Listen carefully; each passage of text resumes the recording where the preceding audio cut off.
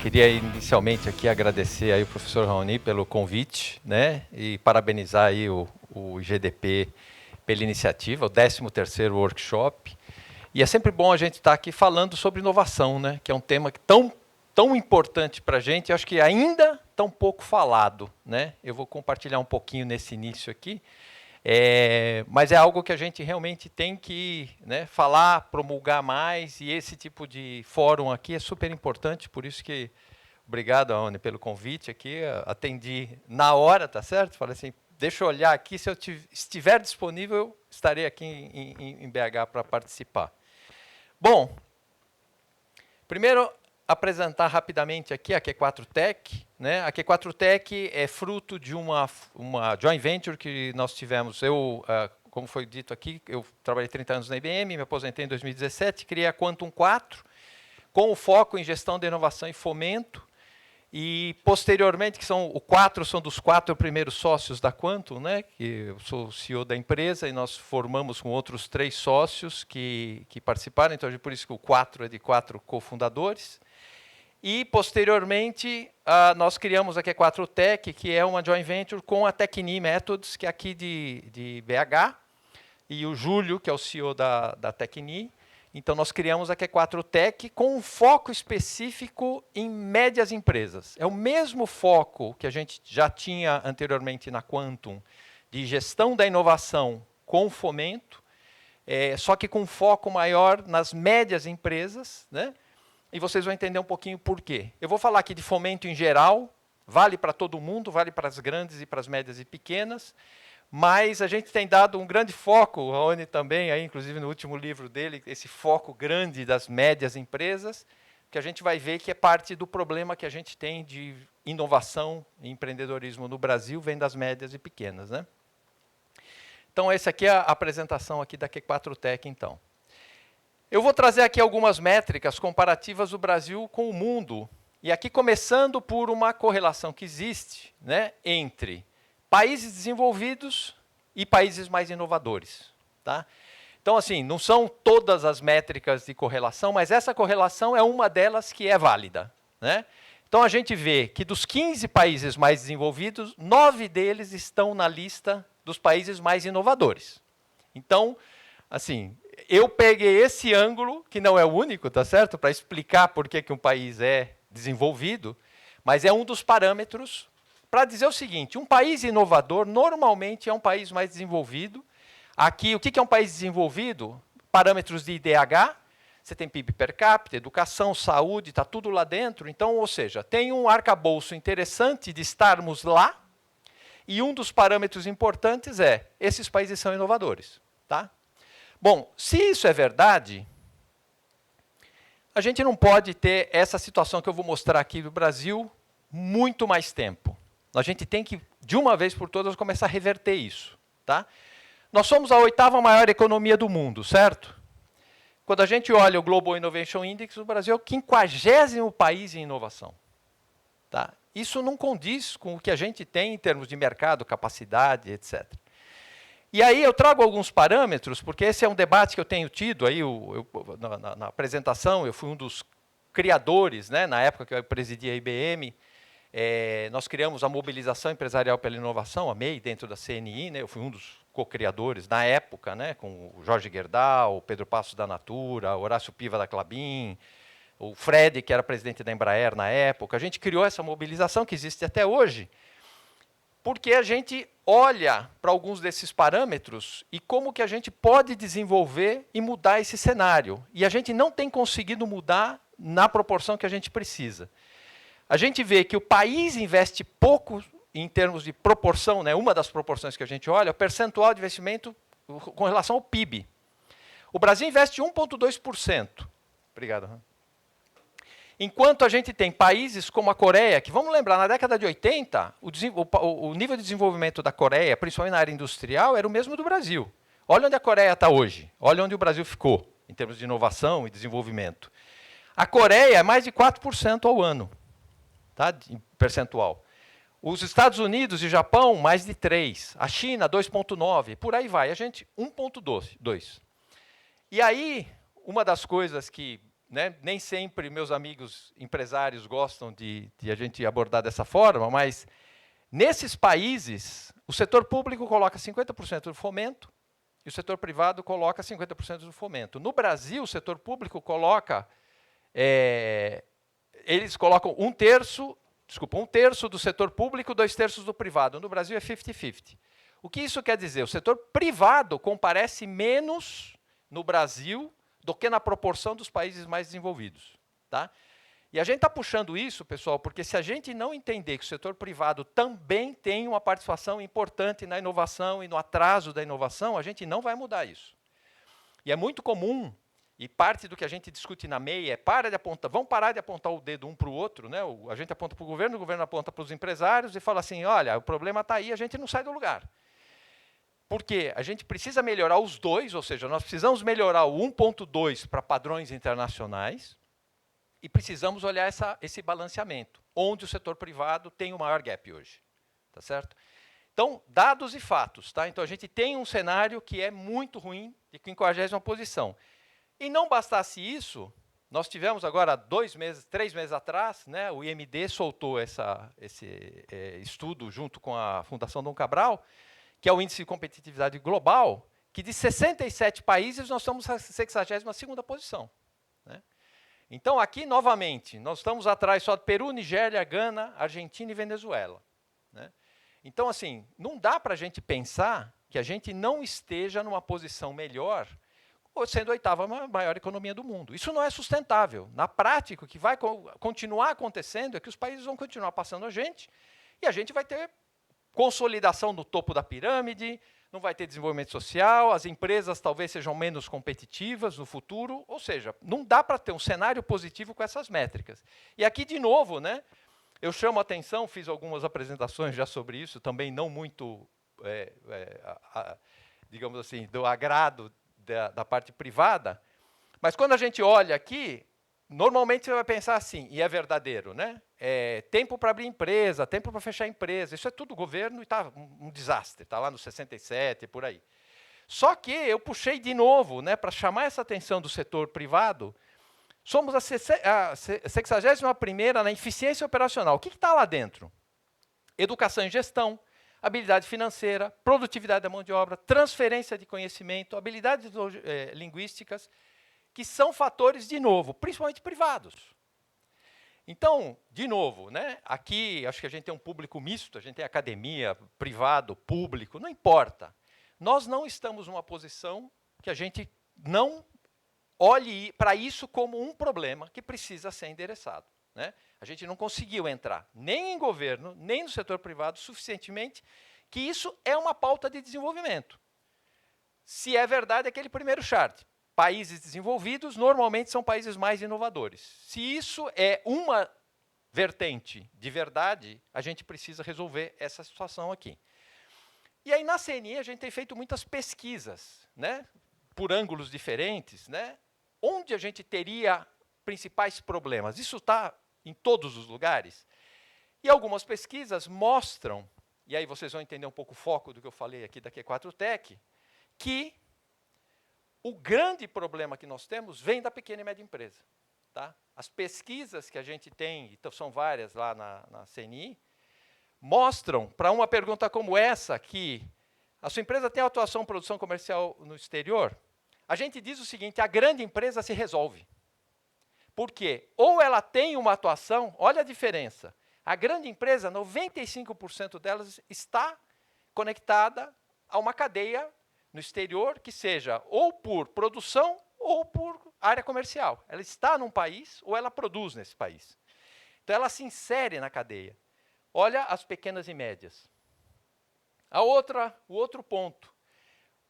Tem alguma parceria internacional? Olha só, 85% das grandes têm parcerias internacionais na área que se conecta com essa parte da inovação. E as pequenas e médias, 28%. Então, quando a gente olha esses detalhes, a gente vê que o grande problema, quando a gente pega as grandes empresas no Brasil, você tem algumas que são benchmark. Se a gente for falar Suzano, Klabin, a Vale, essas grandes empresas, elas são inclusive benchmark, elas estão, em alguns casos, acima da média dos seus mercados mundiais. E as grandes, de algum jeito, estão melhor posicionadas. E elas se resolvem. Só que esse é um país que tem muita pequena e média empresa. A nossa movimentação econômica é muito grande, a nossa dependência é muito grande da pequena e média. E aí a gente entra num outro parâmetro que é importante, que fala também com o título aqui da palestra, né? Que é a parte de fomento. Como é que você financia a inovação da sua empresa? Olha que interessante. A proporção, né, de recursos próprios na pequena e média, 47%, quase 50%, as grandes 30%. Ou seja, a pequena empresa utiliza capital próprio ainda quando pensa em inovação. E é um dos inibidores, né? E aí, quando a gente fala aqui que as pequenas e médias, 46,7%, ou seja, 50% é combinação de fontes, se a gente fizer um zoom, quase 90% delas dizem que a combinação envolve capital próprio. Então, se você somar, nós vamos estar chegando aí 60%, 65% das empresas médias e pequenas inovam com capital próprio. Se você inova com capital próprio, você não tem um financiamento para inovação de fontes de fomento, com caixa próprio, indo em banco no Brasil, não tem como. Né? Você realmente vai ter muito menos projetos de inovação para poder investir em inovação em qualquer tipo. Projeto, gestão, o que você quiser. Né?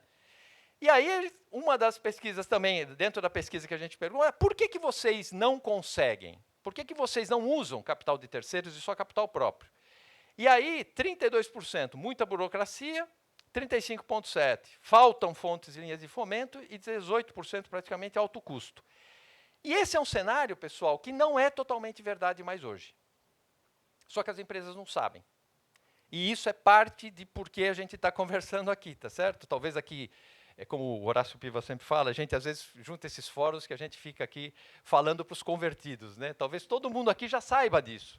Mas eu acho que a nossa missão, quando sair da sala, é falar para os outros, para quem não sabe, para os amigos, para os parentes, que são empresários, e que a gente descobre a todo dia que a gente visita uma empresa que já tem um tamanho razoável e não usa nada. Eu estava outro dia, a semana passada, eu estava na Fundação Dom Cabral, lá terminando o PGA, sou mentor lá do PGA, e tinha uma empresa falando, olha, a gente acabou de fazer uma expansão, etc., projeto característico de inovação, 50 milhões de empréstimo num banco. Eu quase caí de costas, eu falei, eu não acredito que... E aí, não, mas nós conseguimos uma taxa especial, 2,5 vezes o que uma FINEP daria. Você fala, então nós ainda... E é uma empresa média, tá? Você fala, não é possível, né, que as pessoas não passa pelo radar das pessoas, se exista isso. Então, isso não é mais totalmente verdade, a gente vai ver um pouquinho isso. Tá? Mas ainda existe essa percepção. Então, eu não inovo porque eu não tenho dinheiro. Eu, já desde a época que eu estava na IBM, eu ia, apresentava projeto, e empresa média era assim, adoraria fazer, mas não tenho dinheiro. A nossa abordagem agora, no foco da Q4Tech é, você não tem dinheiro, e se eu te achar uma parte? Aí vamos inovar? Aí uma empresa aqui de BH que a gente conversou um tempinho atrás, a CEO falou assim, Pellegrini, cadê a pegadinha? Eu mostrei as fontes de fomento, cadê a pegadinha? Eu falei, não tem pegadinha. Os países todos da OCDE, que a gente estuda bastante, a Lucimara, que é nossa sócia, ela é pós-doutora em gestão da inovação e fomento, e fez o pós-doutorado dela na Europa, os países todos da OCDE têm fonte de fomento dos mais diversos, né?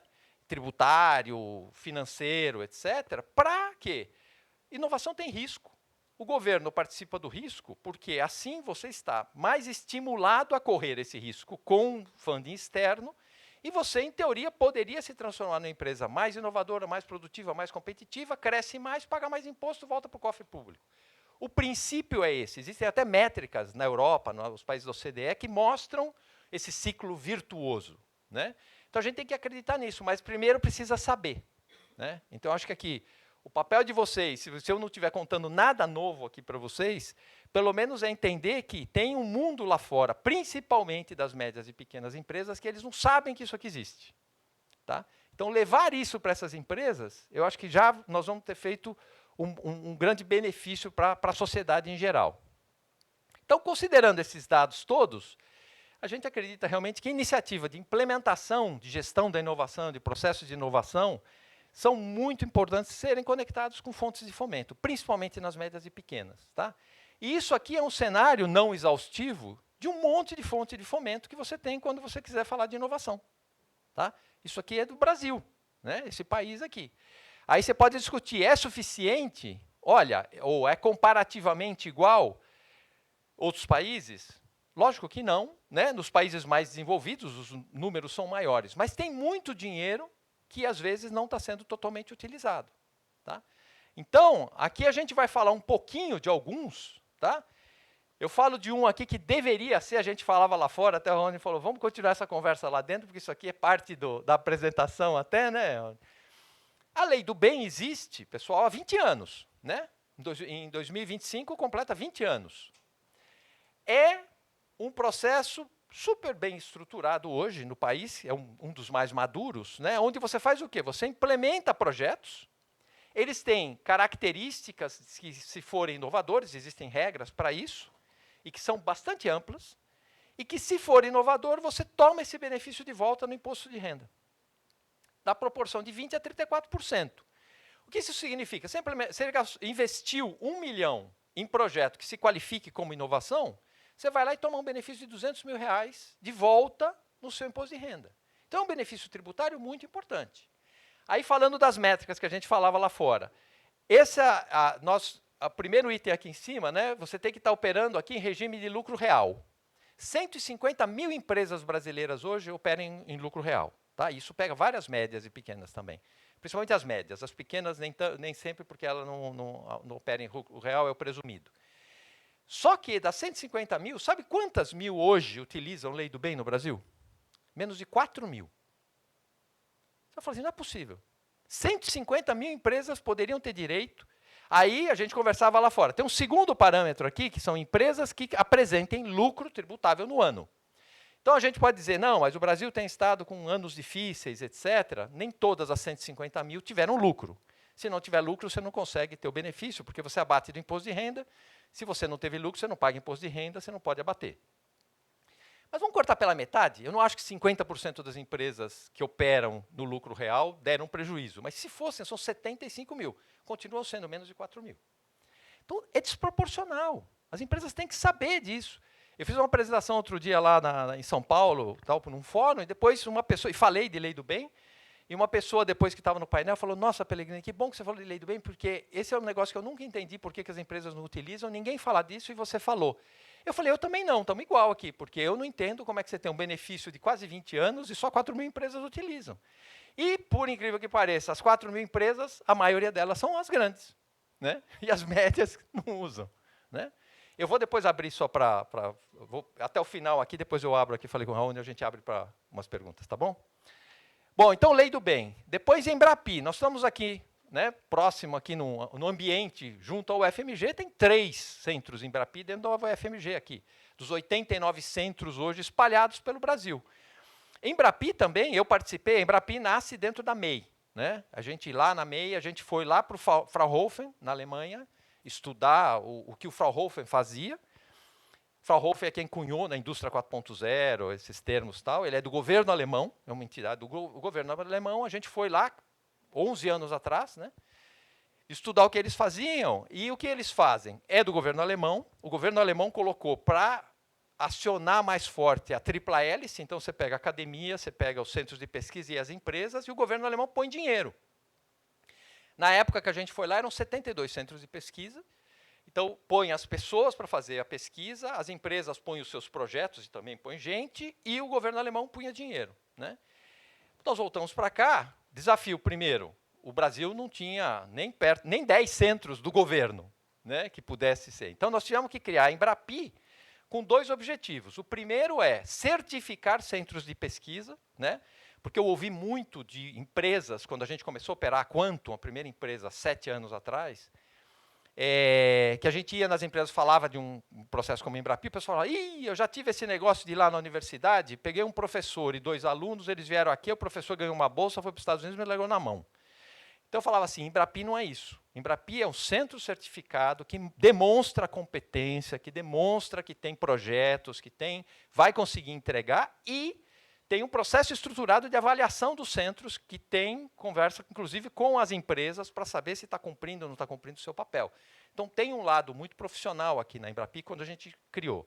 E o segundo é, a Embrapi ajuda a canalizar o dinheiro, principalmente do MCTI, para os cofres dos ICTs.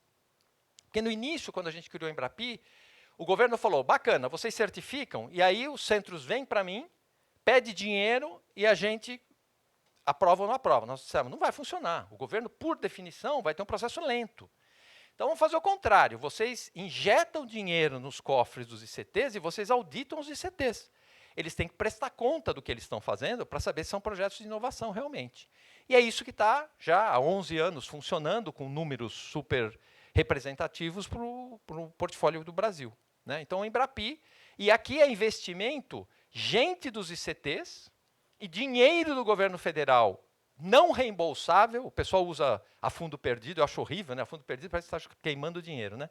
É não reembolsável, ou seja, você não precisa devolver esse dinheiro para o governo, você precisa fazer o projeto. Né? E o restante é das empresas. Em que proporção? Praticamente 50-50. Se você vê as empresas, elas entram com metade. Né? Então, isso aqui você coloca e é uma possibilidade. Você ter gente com mão de obra qualificada dos centros e dinheiro. As duas coisas que hoje são um problema. Principalmente quando a gente fala de tecnologias disruptivas, etc., porque isso foi uma coisa que a gente colocou. Você tem a parte de cima aqui, que caracteriza mais o que era o tradicional, tradicional P&D. Essas de baixo aqui são das novas tecnologias. Aqui nós estamos falando de AI, Analytics, IoT, Indústria 4.0, Blockchain. Então, você pega nessa parte de tecnologia de informação ou aplicada. Então, dá para fazer toda a transformação baseado nesse tipo de skill, mão de obra qualificada, com dinheiro de terceiros. Tá? Lei da informática. Existe uma isenção fiscal muito grande para as empresas que queiram trabalhar com gente no Brasil, fabricar no Brasil hardware. São mais de 500 empresas hoje. Essas empresas têm um dinheiro para investir em inovação. Então, como você apresenta projetos para essas empresas ou para os ICTs que essas empresas implementam, também é uma possibilidade de você conseguir projetos. Tá? Então, a gente tem muito dinheiro aqui e as empresas são obrigadas a investir. Eu, quando era presidente da IBM, eu tinha um diretor que cuidava só disso. Porque a gente fabricava lá o hardware, né, o mainframe, a parte de storage, a parte de mid-range, tudo que fabricava no Brasil, eu tinha benefício tributário. Por quê? O benefício é dado, não é de graça, é porque você tem que gerar emprego no país. Né? Então, você vai produzir aqui, eu podia importar. Ele fala, não, você não vai importar, eu vou te dar ainda uma baixa aqui no teu imposto, que você vai pagar, para você produzir aqui e gerar emprego. Então, a contrapartida é 4% você tem que investir em inovação, da receita líquida. Tá? Todas elas têm que fazer, mais de 500 empresas. Então, também é uma outra fonte de fomento. As FAPs que eu mostrei lá naquele chart enorme, eu trouxe um caso, por exemplo, da FAPESP, que a gente trabalha bastante lá próximo. Estamos em São Paulo, agora também com o Carlos Arruda, aqui, eu estive com ele a semana passada, a FAPEMIG, que também está fazendo aí uma aceleração muito grande de investimento em projetos. Fizeram até um projeto aqui, né, Ricardo? Com o CT Nano aqui, junto com a Embrapi, ou seja, então acho que são coisas muito bacanas aí, né? E tem lá a FAPESP, por exemplo, que tem vários programas. Esse aqui é mais longo prazo, né, que é para pesquisa científica. E você pode ter aqui de 5 a 10 anos, em que você e a empresa colocam dinheiro em paridade 1 para 1. Né? Então, a FAPESP coloca aqui, o mínimo é R$1 milhão por ano, e pode ser de 5 a 10 anos, e é matchmaking mesmo, aqui é 1 para 1. Né? Então, você põe as universidades, aqui a única característica é no estado de São Paulo, tem que ser universidades que estejam lá, e a pesquisa está acontecendo lá, mas é só para mostrar também aqui, mais uma fonte de fomento, e a gente está trabalhando bastante agora, olhando todas as FAPs. Né? Aqui, por exemplo, com o Carlos, aqui na FAPEMIG, porque qual é o grande desafio aqui? É que quando você tem migração, muitas vezes, política, o FAP tem em todos os estados, tá? Mas a gente já teve vários problemas de continuidade, quando entra um novo governador, ele corta, ele tem que cortar despesa, ele corta os programas, e aí você não tem continuidade. Quem estava lá acaba uma fase e não consegue entrar na outra, nunca, pelo menos nós não tivemos nenhum projeto que parou no meio, mas sim, não renova, né? Então você tem problema de continuidade. Então aqui a gente tem na FAPESP, agora com o Carlos aqui na FAPEMIG, a gente consegue enxergar bem uma estabilidade para a gente fazer mais projetos conjuntos com clientes. Tá? E uma outra aqui é financiamento, tá? Tem fundo, também tem não reembolsável, tá, chamado fundo perdido na FINEP, mas aqui eu trago a parte de reembolsável. E aqui que eu comentei daquela empresa que pegou 50 milhões num banco, né, pagando a taxa 12% ao ano, enquanto se você for pegar hoje, a pior taxa da FINEP é TR, que está 1,2 mais 4,3. Então nós estamos falando de 5,5 versus 12. É muito dinheiro, pessoal. É por isso, e aqui não é caridade, tá? A FINEP é do MCTI e é um órgão de fomento para ajudar as empresas a serem mais inovadoras. Por isso eu dou dinheiro mais barato, tá? Lembrando que, de novo, isso aqui pega muito para a média empresa, pessoal, porque a grande empresa, muitas vezes, uma empresa que tem tesouraria lá fora, ela capta mais barato que isso. Mas a média não. Não capta. Em 99% dos casos que eu conversei com as empresas médias, elas captam de 12 a 17% ao ano. Então, se você tem uma fonte de fomento assim, é 1/3 para aquelas que pagam 17, tá certo?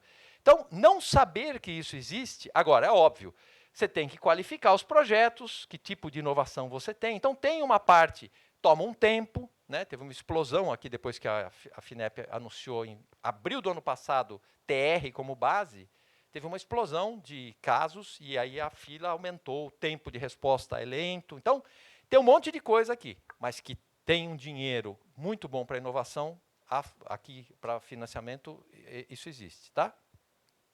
E um último item que a gente chama atenção, que é o Inova Talentos, né? Que é uma forma de você conseguir os pesquisadores, os doutores, pós-doutores ou graduados mesmo, com valores, as bolsas aí é uma outra discussão, tá certo? Mas os valores a serem pagos pelas empresas são muito mais baixos e não tem encargos. Então, se você vai pegar, por exemplo, um projeto Embrapi, que você estrutura para submeter a Embrapi, e você vai precisar de gente, você pode pegar a mesma caracterização daquele projeto e apresentar aqui dentro do Inova para conseguir alguém para te ajudar a fazer o desenvolvimento na parte interna tua. A Embrapi, o ICT vai por gente e a empresa vai por alguém. Pode vir daqui. E o que é muito bacana é que você, do ponto de vista empresarial, você vai ter alguém que vai estar lá fazendo o projeto, então se desenvolvendo, e essa pessoa depois pode ser contratada quando terminar a bolsa. E é parte, não é assim, falar, nossa, contratar o pesquisador. Não. Você vai testar, o pesquisador vai conhecer a empresa vai conhecer o pesquisador e, de repente, ele vai entrar para o mercado dentro da empresa, né? Então, também é algo super positivo. Bom, aqui, finalizando, o que a gente imagina poder ter? Isso aqui é uma empresa média, tá certo? Que a gente fez projeto e que a gente teve esse cenário aqui. A gente foi olhar projetos de inovação, né? Então, a gente olhou todos os projetos que eles faziam, depois como que eram os projetos que poderiam se caracterizar como inovação, e nós selecionamos 6 projetos, tá certo?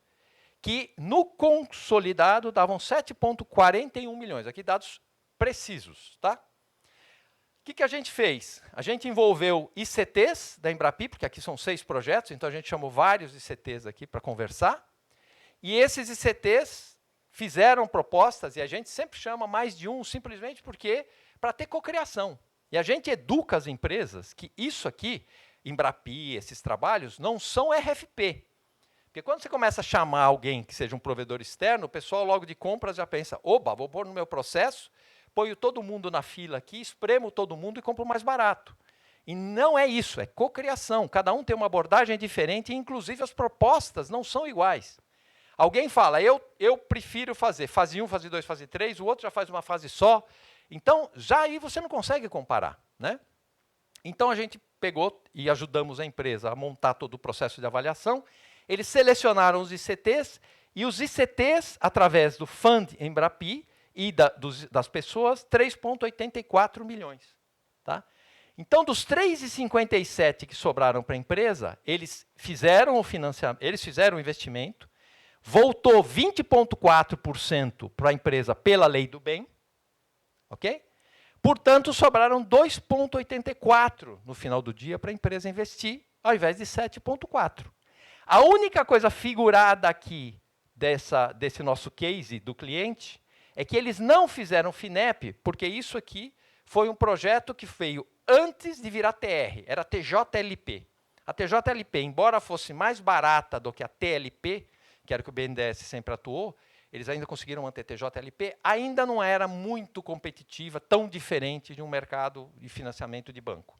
Mas depois que virou TR, se tivesse TR na época, com certeza eles também teriam financiado esta parcela deles com o FINEP.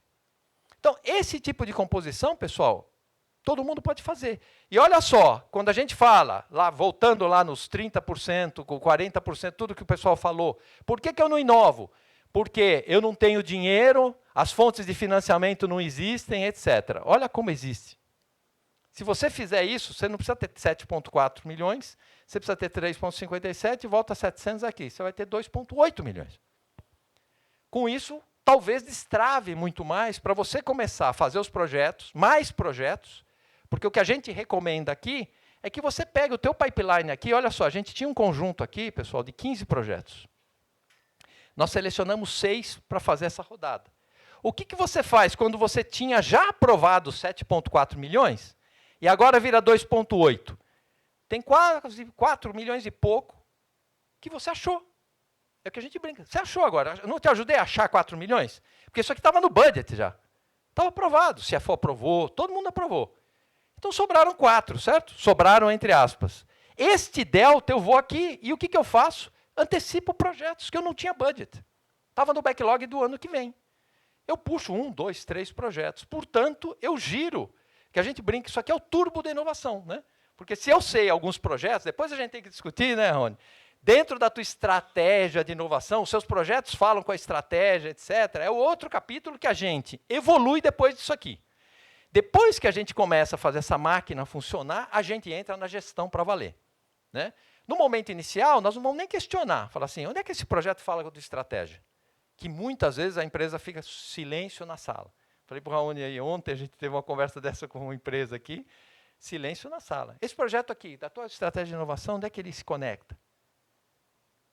Se olha assim, fala assim, que pergunta chata, né? Mas é isso. Então, dá para evoluir depois, na parte de gestão, dá para fazer muita coisa, mas a gente enxerga que isso aqui destrava muita coisa.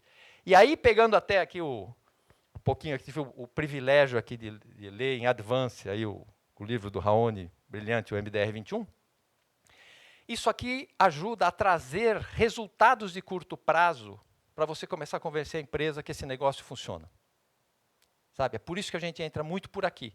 Você pode entrar para fazer a gestão inteira, tal, mas aí você tem um monte de sofisticações e outras sofisticações na visão da empresa. Tá?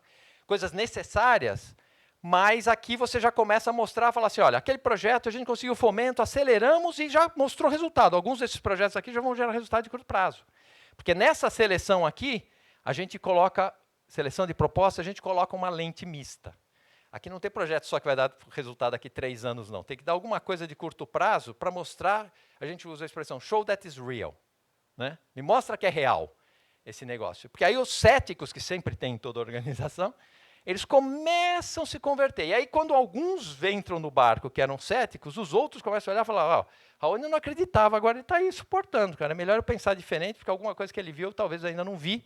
E aí você começa a mover a roda da gestão, né, da inovação. Tá?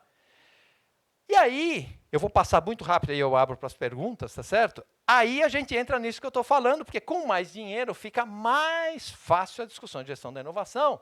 E a gente entra em um monte de coisa que está lá no livro, recomendo que vocês comprem e leiam.